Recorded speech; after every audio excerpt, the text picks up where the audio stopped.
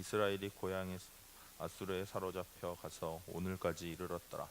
아멘. 신앙생활을 하는 중에 문제가 없을 수는 없는 것 같습니다. 신앙생활 하는 중에 왜 예수 믿으면 문제가 해결돼야 되는데 해결되지 않을까요? 예수는 그리스도 모든 문제 해결자라는 걸 분명히 믿고 있는데 왜 현실에 닥치는 어려움과 현실 상황에서 왜 우리는 좌절할까요?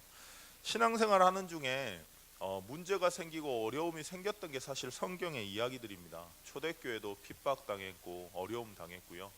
항상 그 길이 뭔가 어려움이라고 보이는 것처럼 보였습니다. 근데 누군가는 그 속에서 무너지기도 하고 누군가는 그 속에서 하나님의 응답을 찾아내기도 합니다. 그러면 그 문제가 재앙일까요? 아니면 그 문제를 대처하는 내 영적인 상태가 재앙일까요?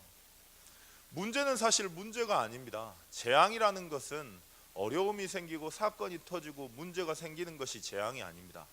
그 문제 앞에서 하나님의 뜻과 하나님의 살아계심과 하나님의 역사와 하나님의 이유를 놓쳐버리고 살아계신 하나님을 마치 살아계시지 않는 것처럼 선택하고 결정하는 그것이 재앙 아니겠습니까?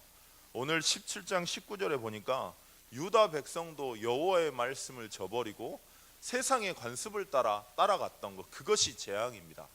우리들이 그 모습을 후대들에게 보여줬기에 후대들이 복음은 이론적으로 알고 있고 실제 그 삶 속에서 복음을 선택하지 않고 살아계신 하나님을 보지 못하는, 복음이 확인되지 못하는, 그것이 사실 재앙입니다. 문제 해결이 아니고요. 이스라엘을 하나님은, 우리는 하나님의 자녀인데요, 그리고 구원받은 하나님의 백성입니다. 하나님께서는 세상의 역사의 중심을 항상 복음과 전도와 선교에 맞추시고 그 계획 때문에 우리를 인도하시고 그 계획 때문에 오늘을 준비하시고 역사하십니다. 우리가 잘 되고 우리가 응답받고, 물론 하나님의 응답이고 하나님의 역사입니다. 근데 그 이전에 하나님은 이 세계를 통해서 원하시는 것은 복음이 회복되는 것, 복음이 확인되는 것, 그리고 전도 운동이 일어나는 것, 그리고 올바른 복음이 전달되는 선교 운동이 일어나는 것, 거기에 관심을 가지시고 우리를 통해서 세계 역사의 중심을 움직이십니다. 그게 하나님 자녀입니다. 근데 왜 이스라엘 민족이, 그 관점에서 이스라엘 민족을 보면 다릅니다. 이스라엘 민족이 재밌는 게요, 이스라엘이라는 나라는 항상 그 주변에 강대국이 있습니다. 어떨 때는 시리아에게 노예가 됐고요, 어느 때는 시리아 철의 군대라고 하죠. 당시에 청동기 시대 때 철기를 생산했고 전차를 움직였던 그 나라가 시리아입니다. 그리고 아수르고요.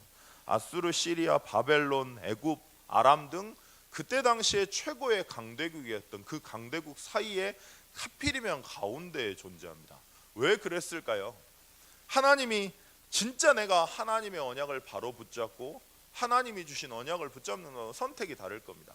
근데 하나님의 언약을 놓쳐버리니까요, 하나님의 은혜를 놓쳐버리니까 그게 재앙으로 보이는 겁니다. 사실 재앙이 아닌데요, 하나님은 올바른 복음을 회복하고 그 올바른 복음이 전달될 수밖에 없게 이스라엘 민족을 그 세계복음화의 센터로 보내신 겁니다. 근데 하나님의 은혜를 놓쳐버리니까 눈에 보이는 것 따라 결정하고요, 눈에 보이는 것 따라 좌절합니다. 생각과 마음을 지키는 것이 전부인데요, 영적인 상태가 하나님을 바라보고 하나님이 주시는 은혜를 받고 움직이는 사람이라면 보는 것이 다를 것입니다. 근데 하나님은 세계복음화의 센터로 우리를 부르셨고 그 자리에 움직이게 하셨는데 하나님의 은혜를 놓쳐버리니까 당시 상황이 보인 거죠. 노예가 되고 속국이 되고, 왜 하필이면 강대국 사이에 우리가 있으며 왜 하필이면 하나님께서는 이런 문제를 우리에게 허락하실까? 말씀을 붙잡지 않고 말씀의 흐름 속에 없다 보니까요, 생각하는 기준과 가치가 전부 세상의 관습 따라서 생각하고 결정합니다.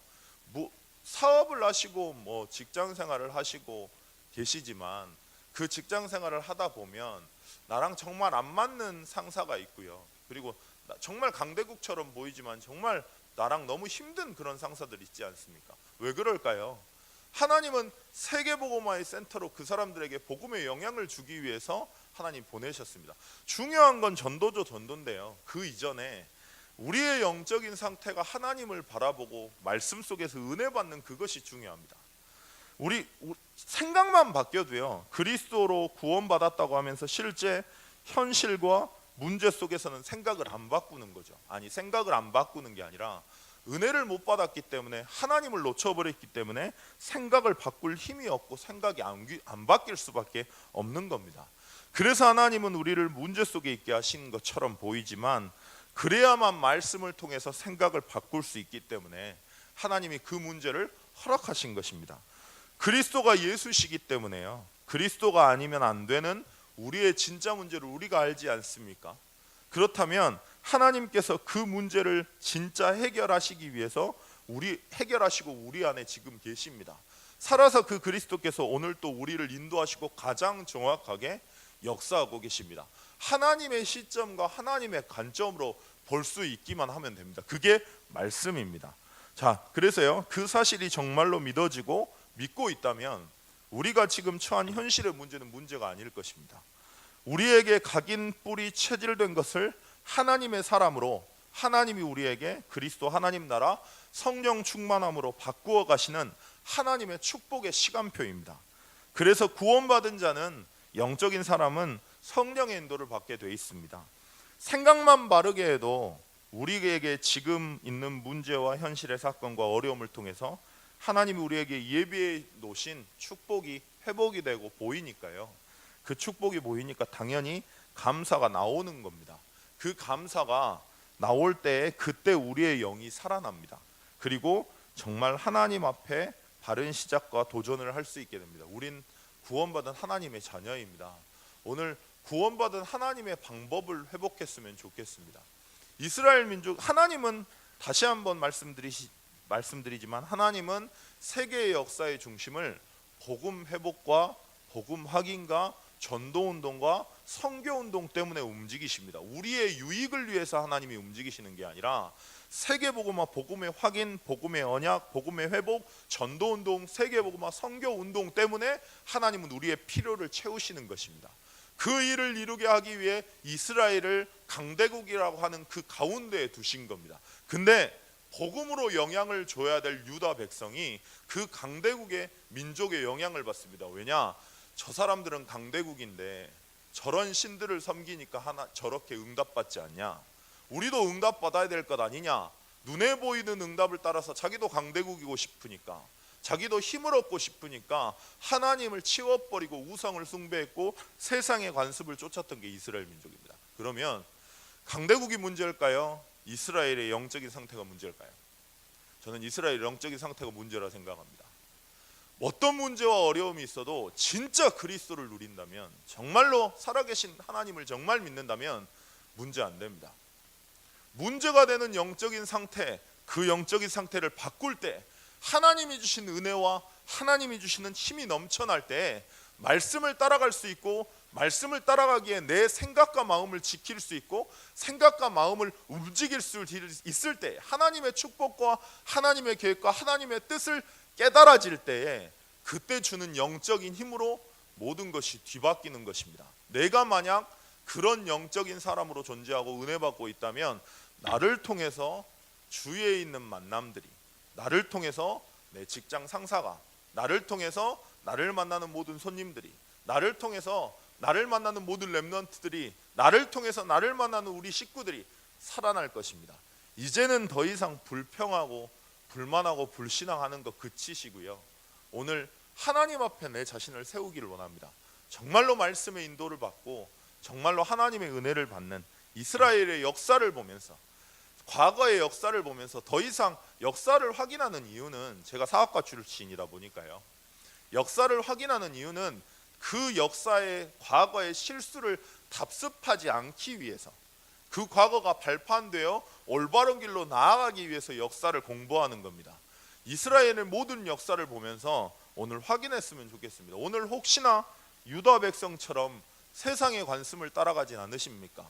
오늘 혹시나 유다 백성처럼 살아계신 하나님을 놓쳐버리고 내 육신의 안위를 위해서 뭔가 다른 것을, 내 생각의 우상을 붙잡고 계신 않으십니까?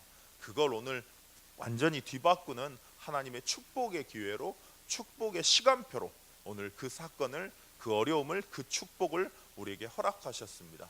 오늘 이 언약 붙잡고 재앙을 막을 마지막 기회라는 사실을 기억하시면서 오늘 복음이 최고로 누려지는, 복음이 확인되는 최고의 축복된 하루가 되기를 기도하겠습니다. 잠깐 기도하실 텐데요. 하나님, 유럽 선교 집회 있습니다. 하나님, 올바른 후대들이 일어나고 올바른 전도제자가 일어나는 유럽 선교 될 수 있도록, 그리고 움직이시는 모든 발걸음, 그 팀들 성령의 충만함의 능력을 아버지께서 허락해 달라고 기도해 주시면 감사하겠습니다.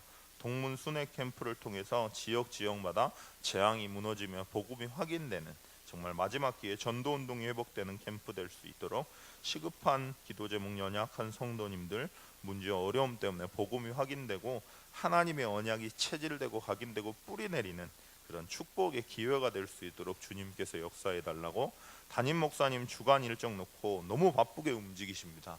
하나님께서 성령의 충만한 능력으로 오력을 회복해 달라고, 하나님이 지켜 달라고 우리 담임 목사님 놓고 잠깐 기도하시겠습니다. 하나님 아버지,